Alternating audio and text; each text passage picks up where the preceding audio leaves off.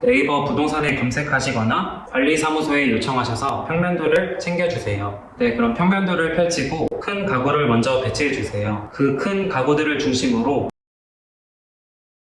네, 안녕하세요. 올타임 디자인입니다. 오늘은 조명에 대해 설명을 드리겠습니다. 조명, 혹시 가구 배치와 도배정판으로 놓치고 계시진 않으신가요? 이럴 때는 단 하나의 질문이면 됩니다. 어디서 무엇을 하실 건가요? 지금 조명을 설치할 장소를 떠올려 보세요.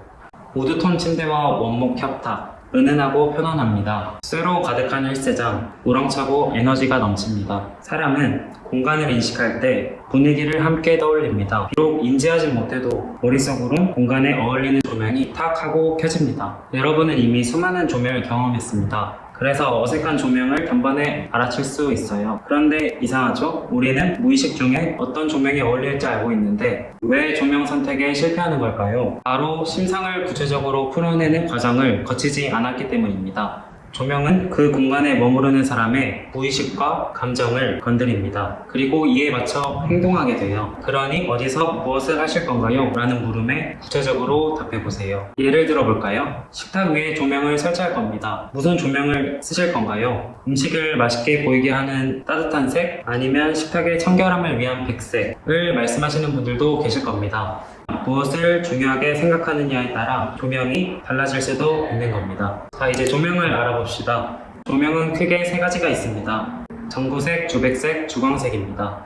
첫째로 전구색은 노란빛을 띠는 옐로우 색상입니다. 침실, 고급 칵테일바, 감성 카페에서 많이 쓰입니다. 이 셋의 공통점은 편안함입니다. 일에서 멀어지고 나만의 시간을 갖거나 가까운 사람과 친밀한 대화를 나누죠. 한편으로는 공간이 어둡다는 느낌도 줍니다. 전구가 밝지 않아서가 아니라 우리가 어둡다고 느끼는 건 빛의 색상 때문입니다. 색상이 낮을수록 붉은색에 가깝고 높을수록 푸른색에 가까워집니다. 공간을 전구색의 옐로우 컬러로 칠해서 어둡고 좁아 보이는 겁니다. 이럴 때는 조명의 개수를 늘려보세요. 침실에서 스탠드 등, 보드 등 같은 다양한 전등을 배치하는 겁니다. 카페에서도 마찬가지입니다. 간접등을 놓거나 테이블마다 펜던트 조명 등 전등을 배치하기도 합니다. 다음은 주백색입니다. 주백색은 흰색일 것 같지만 아이보리 색상입니다. 전구색과 주광색의 그 중간 밝기 정도의 색상입니다. 하지만 전혀 어둡지 않습니다. 가정에 설치되는 조명은 대부분 주백색 조명입니다. 식탁 밑은 음식이 잘 보이는 주백색을 메인등으로 사용합니다. 커튼박스에 간접등으로 넣으면 새벽에 불을 켜도 눈부심이 없습니다. 식당이나 밝은 분위기의 카페에서도 흔히 볼 수 있습니다. 세 번째입니다. 그래도 난 무조건 밝은 게 좋다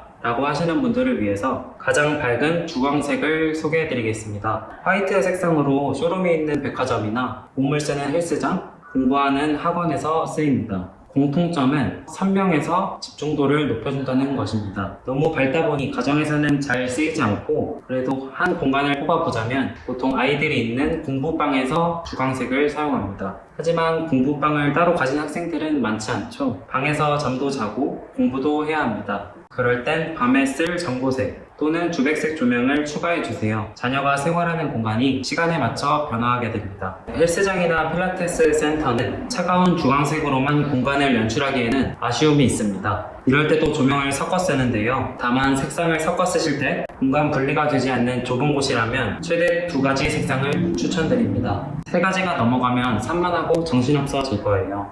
이제 조명을 설계해 볼까요? 평면도를 펼치는 것에서부터 조명 설계가 시작됩니다. 올타임 디자인에서는 평면도와 3D 모델링까지 제작해 드리고 있습니다. 클라이언트와 사전 계획을 세우고 진행하게 되는데요. 혹시나 셀프 인테리어를 하시는 분들이라면 네이버 부동산에 검색하시거나 관리사무소에 요청하셔서 평면도를 챙겨주세요. 네, 그럼 평면도를 펼치고 큰 가구를 먼저 배치해주세요. 그 큰 가구들을 중심으로 조명 위치를 맞춰주시면 됩니다. 상 공간도 쇼룸이나 데스크가 있는 곳에 조명을 집중해주세요. 로고가 있는 곳에 할로겐 조명을 달면 포인트를 만들 수 있습니다. 요즘 많이 쓰이는 라인등은 넓은 공간을 밝게 비출 때 쓰기 좋습니다. 또한 천장이 노출 천장인 경우에는 천장에 매입등 시공이 불가능해서 보통 T7 라인등을 사용하는데요. 넓은 공간을 밝게 비출 때 쓰기 좋습니다. 가정과 상업 공간에 두루 쓰이고 있습니다. 그 다음 포인트를 줄 간접 조명을 배치하면 큰 그림이 완성됩니다.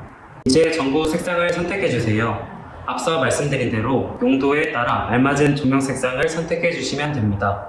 이때 주의하실 점이 있습니다. 스위치를 어디에 두고 무슨 전등을 연결할 건지 말씀해 주세요. 전등이 많아지면 스위치도 늘어납니다. 그러니 한 개의 스위치에 어느 정도의 조명을 연결할 건지 생각하셔야 됩니다.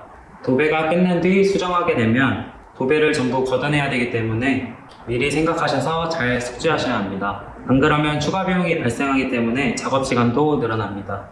이 순서들을 꼭 지켜야 할 필요는 없지만 처음 계획하시는 분들은 계획하는 데 있어서 상당히 많은 시간을 줄일 수 있으실 겁니다. 한번 공사할 때 꼼꼼히 하셔야 후회가 없습니다. 이제 실행만이 남았습니다. 복잡한 인테리어의 세계 차근차근 해 나간다면 무리 없이 하실 수 있습니다. 감사합니다. 올타임 디자인이었습니다.